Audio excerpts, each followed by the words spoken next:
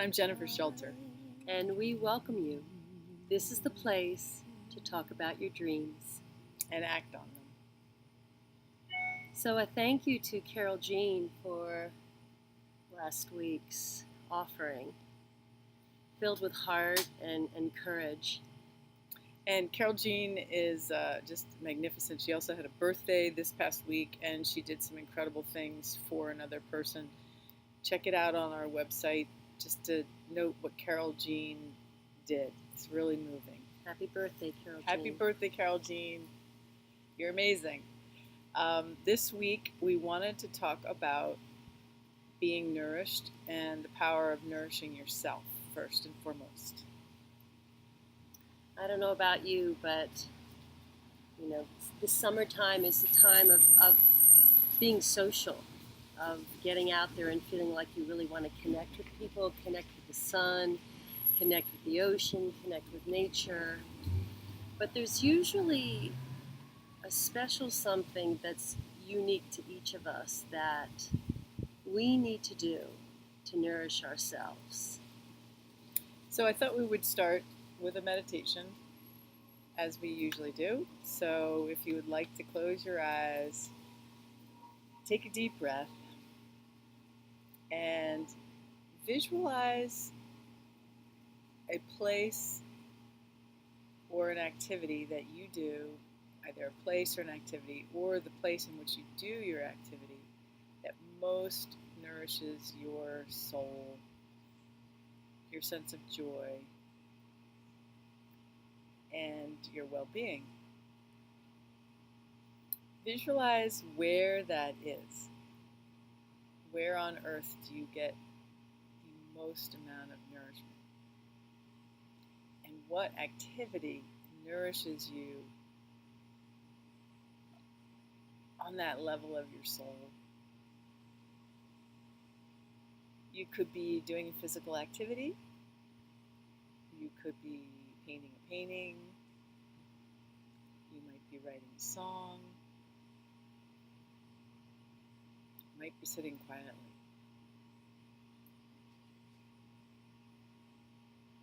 Close your eyes and really visualize gently to yourself. What are you doing? And if you start to see multiple things that you like to do that really nourish you, just note them and focus on one. How does it make you feel? What do you see? What do you taste? What do you touch? What do you hear? Why does it make you feel so good? How often do you do this? Chances are, whatever you've come up with in this very short meditation, as you breathe in and breathe out, is the key to nourishing yourself, nourishing what you truly love. Note what you've come up with, what you visualize, how it feels. Take a good deep breath, in and out. Feel your feet on the floor or on the ground, and feel your hands and feel your body. And note how your body feels just knowing it could go there.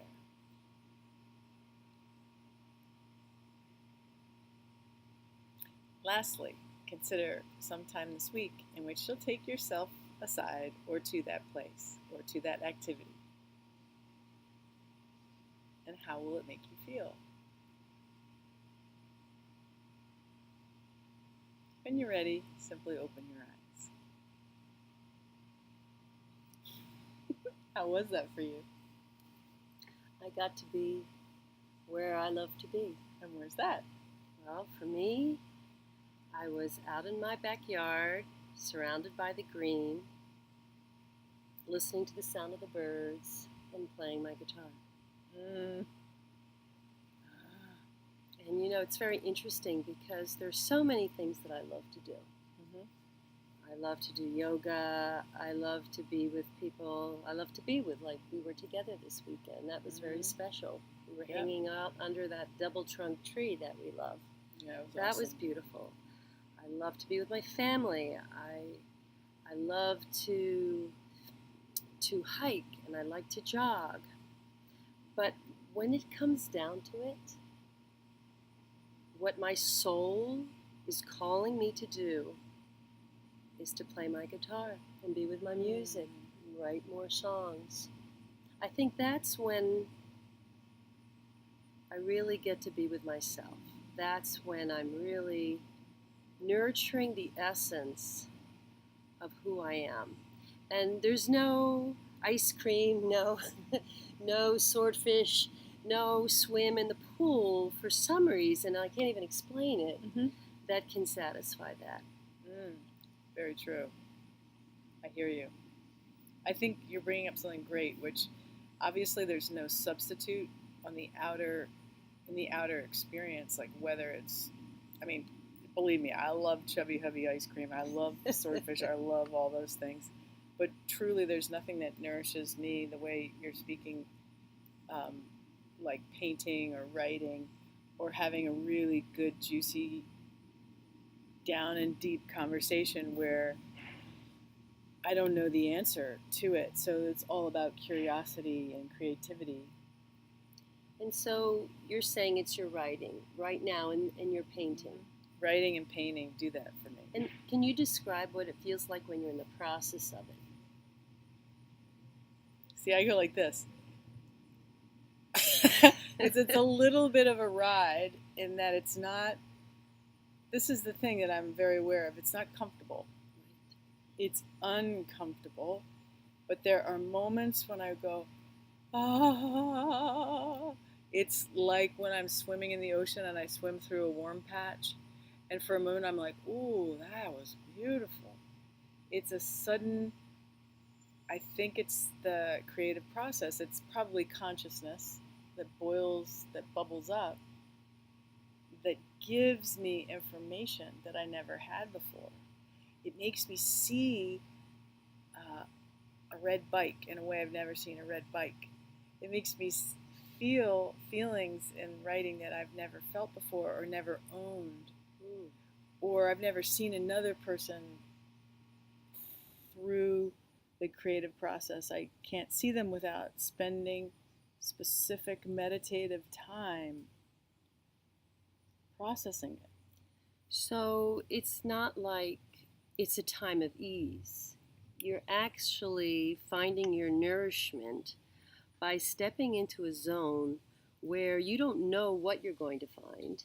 Yes. And you don't know what you're going to pull from, right? You have no idea. But you're longing to go there. And it's that process of being with yourself in this place of unknown that ultimately is nourishing.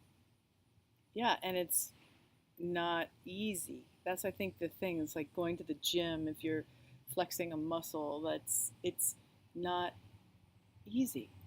And I love that about it. It's not necessarily even it's like comfortable. It's like if you're writing a song, it's probably not comfortable, right? No, because I'm a little frustrated. Yeah. You know, I'm playing and I want to find this melody or there's this lyric, and I'm trying to meditate and just relax, trusting that it's going to come. And there'll be times I'll be out there for 3 hours and I'm like, oh, nope, it didn't happen. And yet that's still my nourishing place. I understand that.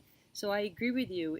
You don't know how it's going to go. It's not like each time it's success, you know, but it's such valuable time. The whole process of it, isn't it? It is. It's a creative process. Do you think that is ultimately what nourishes us? And what it means to truly be intimate on a soul level? Is that nourishment? Being willing to be with yourself on that soul level? I think it's incredibly valuable. I don't think there's anything more. I have such reverence for solitude, to spend time in solitude, not saying all the time, but I think the nourishment of being self-reliant in that department, saying, I'm going to write this song, I'm going to write about a relationship, And or it's I'm like, going here to, we and go. here we go. And it's the experience of being able to face the conflict that life is real. It's not la la la. It's not glossing over. It's diving into the unknown and the conflicts. And there's a challenge. And right? there's a challenge. But that's the human and spirit. That's the so journey wonderful. of the human spirit, isn't it? That challenge. What do you think the steps are? Like, I think there's 3 steps, and we talked about this before. Yeah. So here are 3 steps that Jennifer and I would like to offer you to consider. 3 steps, 3 ways in which you can nourish yourself. So the first step is declaring to yourself, honestly and truthfully, what that is that you do for yourself to nourish yourself. And I guess another word is obviously self-care. So if you're going to nourish yourself, it's self-caring. So do you walk? Do you swim? And obviously there's many levels of self-care and nourishment. So there's emotional, there's intellectual, there's physical, there's spiritual, there's creative projects. But knowing exactly what works best for you in those areas, I think, is very wise. What's step number 2? Declaring what nourishes you to your friends, to others, to those that can support you in creating this space, to understand that this is who you are. So you don't keep it a secret. You say, hey, this is a part of who I am, and if you want to love me, this is what I need. So be my support. Well if you said. see me getting moody, it's usually that. It's usually that I haven't had the time to do that. Please go write a song. Yeah, that's great. I love you, Jennifer, for saying that. Please go write a song. Right? Go paint, Jennifer. Yes. I know. Right? Exactly. To have that support. It's good to go public about what it is that you tell a good friend or tell a teacher or tell somebody. Please help me stay myself. Help me nourish myself, because oftentimes I sort of forget myself. I fall into that place of pleasing others. Who the heck am I? Mm-hmm. What am I doing? So it's great because Yvette knows, go do that. Go do that thing. Number 3 is go and do it. Go and do it. Once you've declared it to yourself, once you've declared it to your friends, go and do it. And do it on a regular basis. I think nothing builds resilience and muscle like practice, obviously. Whether it's yoga or going to the gym or writing or painting or writing a song, you want to get in the regular routine of it so that it's the muse, the inspiration, it shows up when you show up. So it's a good And the more practice. that you do it, the more you get to be the authentic you. Well said. Thank you so much for this conversation. Thank you. I learn and I go deeper every single time, so it's great conversation. And we thank all of you for your beautiful comments. We read every single comment, and we'd like to hear from you. Feel free to add onto Facebook or to email us what you do to nourish yourself. Yeah. And if you have a process that we haven't, obviously we had these 3 steps. You declare it to yourself, declare it to a friend or other, and then go do it. If you have or know of another process that has really helped you stay on track with your self-nourishing self-care, please let us know. After all, we're in this together. And it takes this conversation to move it forward. So thank you. Thank you. I'm with